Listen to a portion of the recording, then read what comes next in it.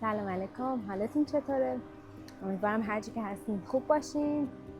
امروز من تصمیم گرفتم یه کاری رو در زندگیم انجام بدم که همیشه فکر می‌کردم غیر ممکنه برام. حالا امیدوارم تا آخر این ویدیو برم و برای من ممکن بشه. یه نفر دارم.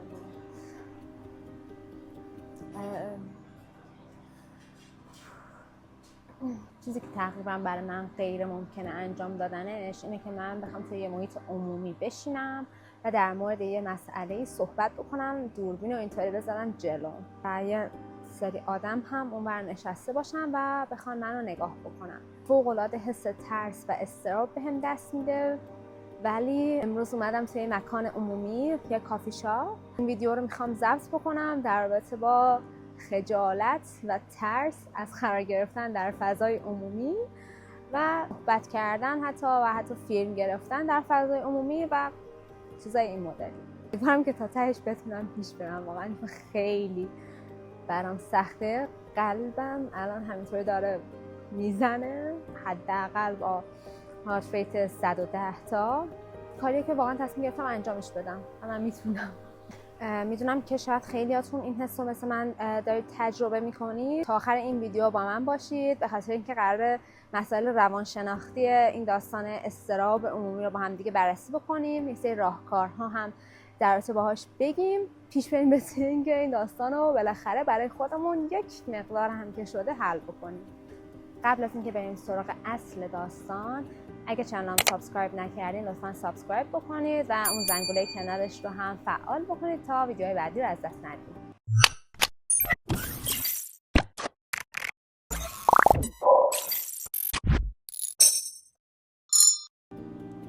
اول بذارید محیط کافه رو بهتون نشون بدم. حالا یه سری خانم نشسته بودن اونجا. شانس خوب من یا شانس بد من که خواستم با این مسئله مقابله بکنم پاشون رفتن. و اینم بگم که من یک کافه خلوت رو تقریبا انتخاب کردم. خیلی فضای دنج خوبیه. اینجا محیط کافه است. ای وای این آقای داره میاد. قهوه داشته باشه؟ بدون قهوه.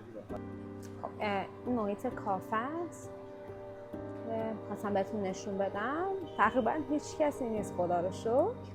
من بچه‌م که بودم تو مدرسه مثلا کنفرانسی چیزی می‌خواستیم بدیم، همش مضطرب بودم که الان میخوام برم اونجا چی میخواد بشه و تقریبا دست و پام میلرزید. ولی از زمانی که پیج اینستاگرام زدم یه مقدار این حالت اضطرابه کمتر شد. مثلا اگر 100 بود شد 90.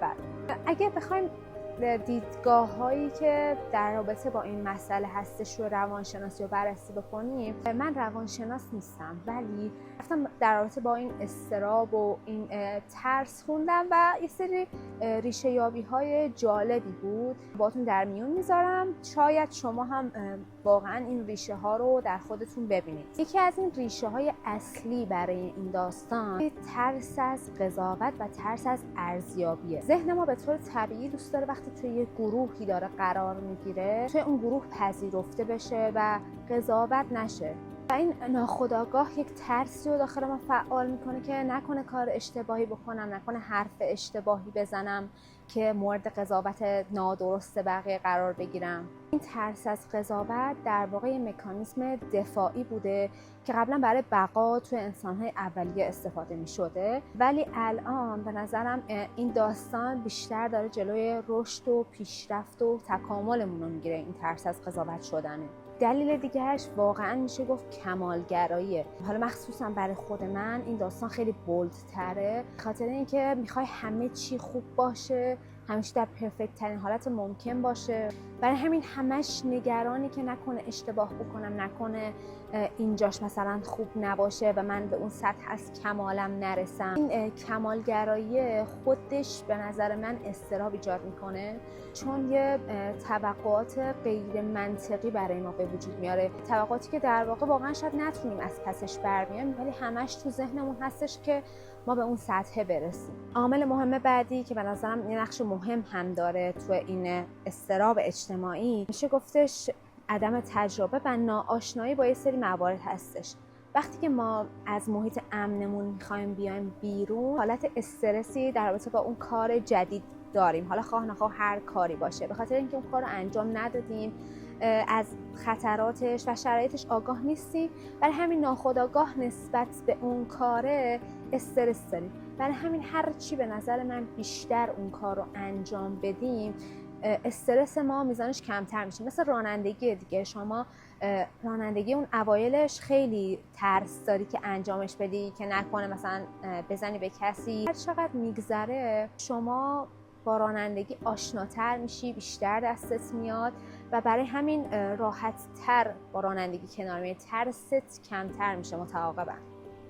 نکنه. خیلی ممنون. مرسی. متشکرم. مرسی لطف کردید. یه قلاب از این بخورم. نیم فکر کنم سوراخه. بله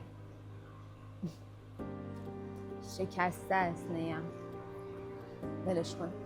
آخرین موردی که مطرح شده بود در رابطه با ریشه های این مسئله عزت نفس پایین هستش. وقتی که ما خودمون رو به اندازه کافی خوب نمیشناسیم و به توانایی هایی که داریم شک داریم، طبیعیه که وقتی در مقابل دیگران قرار میگیریم احساس اضطراب در رابطه با خودمون داریم و این آسیب پذیریمون نسبت به دیگران بیشتر میشه. حالا آقا ما 4 تا چیزو گفتیم، خب چی کار بکنیم که این داستان رفع بشه یا حداقل کم بشه؟ اولین کاری که میتونید بکنین مواجه شدنه. یعنی شما خودتون رو در معرض این ترسی که دارین قرار بدین. مثل کاری که من الان کردم، مثلا برید یه کافه، جایی، یه مکان عمومی که به نسبت کسی باشه. حالا نه مثل من کافه بیاد که هیچ کس نباشه، ولی خب کافه که چند تا آدم باشن توش و حالا یه محیطی که از نظر امنیت هم مشکلی برای گوشیتون و اینا به وجود نیاره، بخواید برید و خودتون رو مواجه بکنید، موردی نداره. این یه آپشن خوب به نظر من محسوب میشه. قطعاً من الان نسبت به اون 5 دقیقه اولی که اومدم خیلی احساس راحت تری دارم، با اینکه الان اونور نشستم و دارن نگام میکنن، ولی خب من احساس راحت تری دارم و فکر میکنم اگه دفعات دیگه این کار رو انجام بدم احساس من بهتر میشه و این ترس من کمتر میشه. قبل از اینکه مثلا توی این محیط هم بیاید، میتونید مثل کاری که من کردم توی خونه 2-3 تا ویدیو ضبط بکنید که کلا اون ترس دوربین براتون کم بشه و بعدش به محیط های عمومی مثلا کافه و پارک و اینجور جاها مراجعه بکنید. کار بعدی و به نظر من یکی از مفیدترین کارهایی که اگر اینو انجام بدیم نه تنها در این وجه از زندگی به خودمون کمک کردیم، بلکه در خیلی از ابعاد زندگی به خودمون کمک کردیم، همین که الگوی فکری خودمون رو عوض بکنیم. یعنی اینکه آقا بگیم مردم اگر منو قضاوت بکنن چه تفاوتی در زندگی من ایجاد میشه. یه ویدیو هستش که احتمالاً همتون دیده باشید، خیلی وایرال شد تو اینستاگرام. کره زمین رو نشون میداد قبل از اینکه مردم در مورد مثلا شخص شما صحبت کنن و بعدش دوباره کره زمین رو نشون میداد بدون هیچ تغییری و زندگی شما بدون هیچ تغییری بعد از اینکه مردم در رابطه با شما حرف زدن و شما رو قضاوت کردن. در واقع زندگی شما فرقی نمیکنه زمانی که مردم در رابطه با شما صحبتی بکنن. بیشتر اوقات هم این به خاطر تفکر خود ما هستش. ما فکر میکنیم که مردم در رابطه با ما دارن فکر میکنن یا دارن صحبت میکنن. خیلی وقتا مردم اصلا در رابطه با ما فکری نمیکنن. اونقدری که ما فکر میکنیم مردم در رابطه با ما دارن فکر میکنن، مردم واقعا در رابطه با ما فکر نمیکنن. این فکر بیشتر ما رو داره آزار میده. بیاین بگیم که ما اونقدر مهم نیستیم که همه بخوان در رابطه با ما نظر بدن و حتی اگر هم نظر بدن زندگی ما تغییر درش ایجاد نمیشه با نظر مردم. سومین کاری که میتونین انجام بدین، تمرکز کنین روی اون کاری که میخواین بکنین. میدونم حالا یکم سخته وقتی آدم اضطراب و استرس داره بخواد تمرکز بکنه، ولی تمرکز کنین روی اون کاری که میخواین بکنین. آقا شما میخوای این ویدیو رو ضبط بکنی، کانسپت تو روش تمرکز کن که چه ویدیویی میخوای ضبط بکنی. دیگه اون مسئله قضاوت و اینا رو بذار در اولویت‌های بعدی. به اون کاری که میخوای انجام بدی در واقع فکر بکن. چهارمین کاری که میتونیم برای خودمون انجام بدیم که این استرابمون رو کم بکنیم، این پذیرش است. ما تو زندگیمون اگه پذیرش داشته باشیم نسبت به خیلی از مسائل، زندگیمون به نظرم خیلی آرومتر میشه. بپذیریم که این کاری که مثال میزنم شخص من داره انجام میده برای من جدیده. و این کار میتونه همراه با اضطراب و استرس باشه، ولی خب به مرور زمان با کار کردن روش و با انجام دادن مداومش این ترس من کمتر میشه و در واقع میشه گفت که فشار روانی روی شما رو خیلی کمتر میکنه به نظر من. آخرین کاری که میتونید انجام بدین با اون مسئله که راحت ترید شروع بکنید. وقتی میخواید یک موضوع انتخاب بکنید، در موردش صحبت بکنید، حالا چه تو ویدیو، چه تو کنفرانس، چه هر جای دیگه ای، سعی کنید با اون داستانی شروع کنید که بیان کردنش براتون راحت تره. موضوعی که فکر میکنید تسلط بیشتری روش دارید و باهاش راحت ترین اون موضوع رو انتخاب بکنید برای گرفتن ویدیو یا صحبت کردن در موردش. اینطوری به نظرم خیلی بیشتر بهتون کمک میشه. از حق نگذریم، واقعا میتاش خوب. ببین من الان خیلی حس خوبی دارم، اینکه نشستن آدم اونجا، ولی واقعا خیلی حس خوبی دارم. احساس میکنم که اوکی، ضبط کردم، تموم شد. خیلی حسم بهتره الان. انگار یه قولی بوده که تو ذهن من بوده. فقط همونطور که دیدین اگه من تونستم این کار رو انجام بدم، شما هم قطعا میتونین این کار رو انجام بدین و یادتون نره که این پروسه طول میکشه انجام دادنش و چیزی نیستش که خیلی راحت میتونید در عرض مثلا 1-2 روز به دست بیارید. صبر داشته باشین و بپذیرید. همونطور که گفتیم بپذیرید. پذیرش به نظر من دوای خیلی از مسائل و مشکلات ماست. خب این ویدیو هم تموم شد. اولین بار بود که من این سبک از ویدیو دارم درست میکنم. امیدوارم که مورد علاقتون باشه و براتون مفید باشه.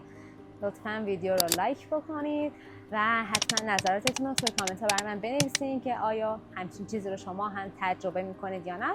اگر راهکار دیگه ای دارید برای حل این مشکل، ممنون میشم با هم به اشتراک بذارید. یادتون نره که کانال رو سابسکرایب بکنید و دکمه زنگوله رو هم فراموش نکنید. مرسی که با من همراه بودین. دوستتون دارم.